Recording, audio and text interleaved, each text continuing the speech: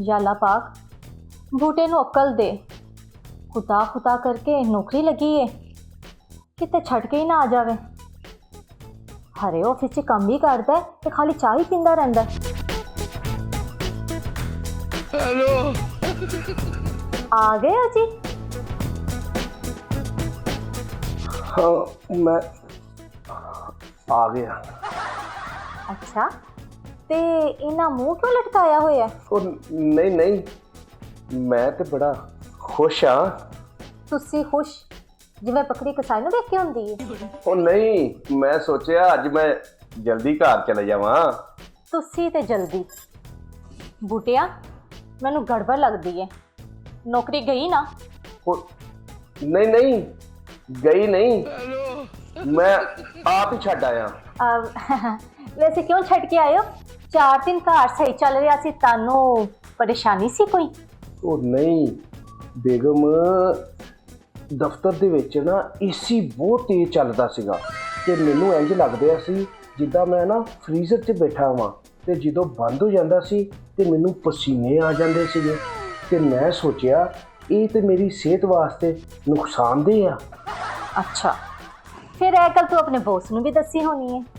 ਹਾਂ ਹਾਂ ਮੈਂ ਉਹਨਾਂ ਨੂੰ ਕਿਹਾ ਕਿ ਤੁਹਾਨੂੰ ਆਪਣੇ ਮੁਲਾਜ਼ਮਾਂ ਦੀ ਸਿਹਤ ਦੇ ਬਾਰੇ 'ਚ ਕੋਈ ਖਿਆਲ ਨਹੀਂ। फिर ਤੇ ਫਿਰ ਉਹ ਬਸ ਉਹਨਾਂ ਨੇ ਨਾ ਮੇਰੇ ਵੱਲ ਥੋੜਾ ਜਿਹਾ ਇੰਜ ਗੁੱਸੇ ਨਾਲ ਦੇਖਿਆ ਬਸ। हाय अल्लाह मैं की इलाज कराए इस बेवकूफ का। बूटिया ਲੱਗਦਾ ਏ ਅੱਜ ਹੱਥ ਹੌਲਾ ਹੀ ਰੱਖਿਆ ਏ ਜਲਦੀ ਜਾਨ ਛੁੱਟ ਗਈ ਹੈ।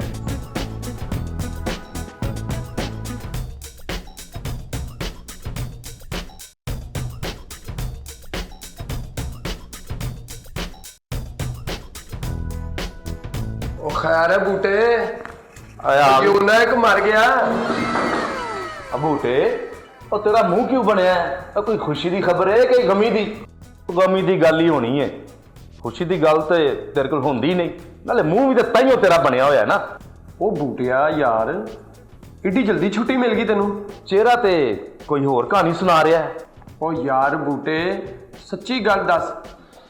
ਓ ਯਾਰ ਮੈਂ ਨੌਕਰੀ ਛੱਡਤੀ ਆ।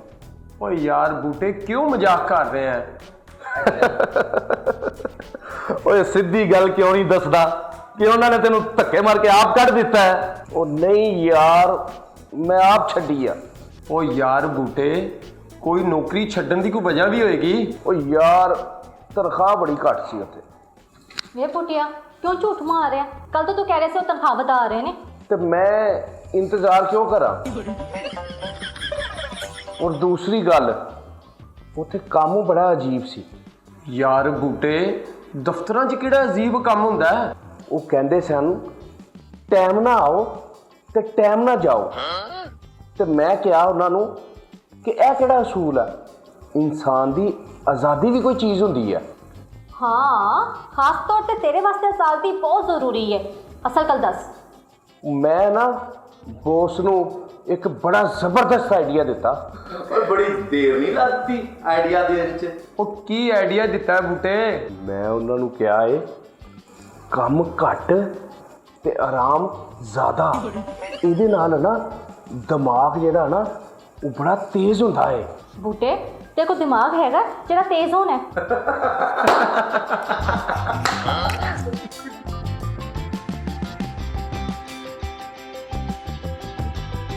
बूटे सारियां गल्लां छड़ असल कहानी दस। दफ्तर च की गुल खिलाया? तो कुछ खास नहीं बस थोड़ी जी गलतफहमी हो गई। ਉਹ ਕੋਈ ਸਾਨੂੰ ਵੀ ਦੱਸ ਕੀ ਗਲਤਫਹਿਮੀ ਹੋ ਗਈ? ਯਾਰ ਇੱਕ ਦਿਨ ਨਾ ਮੈਂ ਸਾਰੀਆਂ ਫਾਈਲਾਂ ਤਰਤੀਬ ਨਾਲ ਰੱਖਣੀਆਂ ਸੀ। ਉਹ ਫੇਰ ਤੂੰ ਕਿਵੇਂ ਫੈਲਾ ਰੱਖੀਆਂ? ਉਹ ਮੈਂ ਸੋਚਿਆ ਕਿ ਸਾਰੇ ਲੋਕ ਫਾਈਲਾਂ ਸਿੱਧੀਆਂ ਰੱਖਦੇ ਆ ਤੇ ਮੈਂ ਕੋਈ ਨਵਾਂ ਕਰਾਂ। ਲੋ ਇੱਥੇ ਵੀ ਇਹਨੇ ਨਵਾਂ ਪਾਤਾ ਹੈ। ऐसे कम का डर सी मैनू कि तेरे अपनी साइंस ना लड़ाई वही कम कर दिता है ਉਹ ਤੇ ਮੈਂ ਸਾਰੀਆਂ ਫਾਈਲਾਂ ਨਾ ਉਲਟੀ ਤਰਤੀਬ ਨਾਲ ਰੱਖਤੀਆਂ। हाय अल्लाह इस बूटे तो मैं की करा? ਫਿਰ ਬੋਸ ਨੇ ਤੈਨੂੰ ਕੀ ਕਿਹਾ ਬੂਟੇ? ਉਹ ਕਹਿਣ ਲੱਗਾ ਕਿ ਇਹ ਕੀ ਆ? ਤੇ ਮੈਂ ਕਿਹਾ ਜੀ ਇਹ ਨਵਾਂ ਸਿਸਟਮ ਆ। ਪਹਿਲੇ ਆਪਾਂ ਆਖਰੀ ਕੰਮ ਤੋਂ ਸਟਾਰਟ ਲਾਂਗੇ। ਓਏ ਬੌਸ ਮੰਨ ਗਿਆ ਤੇਰੀ ਗੱਲ ਫਿਰ? ਉਹ ਨਹੀਂ, ਉਹ ਤਾਂ ਮੈਨੂੰ ਘੋਰਨ ਲੱਗ ਪਏ। ਅੱਛਾ ਜੀ, ਹੋਰ ਕੀ ਕੀਤਾ? ਉਹ ਯਾਰ ਬਸ ਨਾ ਇੱਕ ਦਿਨ ਮੈਂ ਦੇਰ ਨਾਲ ਪਹੁੰਚਿਆ। ਉਹ ਕਿੰਨੀ ਦੇਰ ਨਾਲ? ਉਹ ਸਿਰਫ 2 ਘੰਟੇ। 2 ਘੰਟੇ? 2 ਘੰਟੇ ਤੁਸੀਂ ਕਿੱਥੇ ਫਿਰਦੇ ਰਹੇ ਹੋ? ਕਾਰ ਤੋਂ ਤਾਂ ਤੁਸੀਂ ਟਾਈਮ ਸਿਰ ਜਾਂਦੇ ਹੋ। ਰੋਡਾਂ ਤੇ ਟ੍ਰੈਫਿਕ ਬਹੁਤ ਜ਼ਿਆਦਾ ਵਾ ਤੁਸੀਂ ਤਾਂ ਸਾਈਕਲ ਤੇ ਜਾਂਦੇ ਹੋ। ਤੇ ਸਾਈਕਲ ਵੀ ਤੇ ਟ੍ਰੈਫਿਕ 'ਚ ਫਸ ਜਾਂਦਾ। ਫਿਰ ਬੌਸ ਨੇ ਕੀ ਕਿਹਾ ਤੈਨੂੰ? ਬੌਸ ਕਹਿੰਦਾ ਕਿ ਰੋਜ਼ ਦਾ ਬੂਟਿਆ ਤੇਰਾ ਇਹੀ ਬਹਾਨਾ ਹੁੰਦਾ ਹੈ। ਤੇ ਫਿਰ ਮੈਂ ਸੋਚਿਆ ਕਿ ਨਹੀਂ, ਕੱਲ ਨਵਾਂ ਬਹਾਨਾ ਲਾਵਾਂਗਾ ਮੈਂ। ਉਹ ਬਹਾਨੇ ਵੀ ਤੂੰ ਪਲਾਨ ਕਰਕੇ ਲਾਉਣਾ ਹੈ। ਉਹ ਹਾਂ, ਮੈਂ ਤੇ ਸਾਰੀ ਲਿਸਟ ਬਣਾਈ ਹੋਈ ਆ। ਲਿਸਟ? ਕਿਸ ਚੀਜ਼ ਦੀ ਲਿਸਟ ਬਣਾਈ ਹੋਈ ਹੈ? ਪੀਰ ਨੂੰ ਟ੍ਰੈਫਿਕ, ਮੰਗਲ ਨੂੰ ਤਬੀਅਤ, ਬੁੱਧ ਨੂੰ ਰਿਸ਼ਤੇਦਾਰ ਤੇ ਜੁਮੇਰਾਤ ਨੂੰ ਬਾਰਿਸ਼। ਤੇ ਜੁਮੇ ਵਾਲੇ ਦਿਨ ਕੀ ਰੱਖਿਆ ਹੈ? ਜੁਮੇ ਵਾਲੇ ਦਿਨ ਮੈਂ ਰੱਖਿਆ ਕਿ ਮੈਂ ਸੱਚ ਬੋਲਾਂਗਾ। ਤੇ ਫਿਰ ਵੀ ਹੈ ਨਾ, ਝੂਠ ਹੀ ਨਿਕਲ ਆਂਦਾ। ਸੱਚ। ਉਹ ਚਾਹ ਵਾਲਾ ਕਿੱਸਾ ਕੀ ਹੈਗਾ? ਉਹ ਇੱਕ ਦਿਨ ਬੌਸ ਨੇ ਕਿਹਾ ਕਿ ਚਾਹ ਬਣਾ ਦੇ। ਫਿਰ ਉਹ ਮੈਂ ਸੋਚਿਆ ਕਿ ਕਿਉਂ ਨਾ ਅੱਜ ਮੈਂ ਨਵੇਂ ਤਰੀਕੇ ਦੀ ਚਾਹ ਬਣਾਵਾਂ, ਓਏ ਤੂੰ ਹਰ ਚੀਜ਼ 'ਚ ਨਵਾਂ ਤਰੀਕਾ ਜ਼ਰੂਰ ਪਾਣਾ ਹੁੰਦਾ ਹੈ। ਤਾਂ ਕਿ ਯਾਦ ਰਵੇ ਨਾ। ਪਰ ਥੋੜੀ ਜਿਹੀ ਗਲਤੀ ਹੋ ਗਈ। ਉਹ ਬੂਟੇ, ਇਸ ਵਾਰੀ ਕੀ ਗਲਤੀ ਹੋਈ ਤੇਰੇ ਕੋਲੋਂ? ਉਹ ਮੈਂ ਨਾ ਚੀਨੀ ਦੀ ਜਗ੍ਹਾ ਨਮਕ ਪਾਤਾ। ਤੇਰੇ ਕੋਲ ਕੋਈ ਸਿੱਧਾ ਕੰਮ ਨਹੀਂ ਹੋਇਆ ਅੱਜ ਤੱਕ? ਮੈਂ ਬੌਸ ਨੂੰ ਕਿਹਾ, ਸਰ ਇਹ ਸ਼ੂਗਰ ਫ੍ਰੀ ਹੈ। ਤੇ ਫਿਰ ਬੌਸ ਨੇ ਅੱਗੇ ਕੀ ਜਵਾਬ ਦਿੱਤਾ? ਉਹਨਾਂ ਨੇ ਕੀ ਜਵਾਬ ਦੇਣਾ ਸੀ?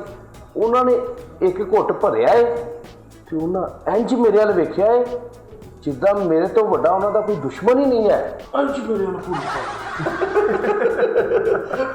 ਜਿਹੜਾ ਤੂੰ ਕੰਮ ਕੀਤਾ ਨਾ, ਤੇਰਾ ਬੰਦਾ ਹੀ ਇਹ ਸੀ। ਔਰ ਤੈਨੂੰ ਫੁੱਲਾਂ ਤੇ ਹਾਰ ਪਾਉਂਦੇ।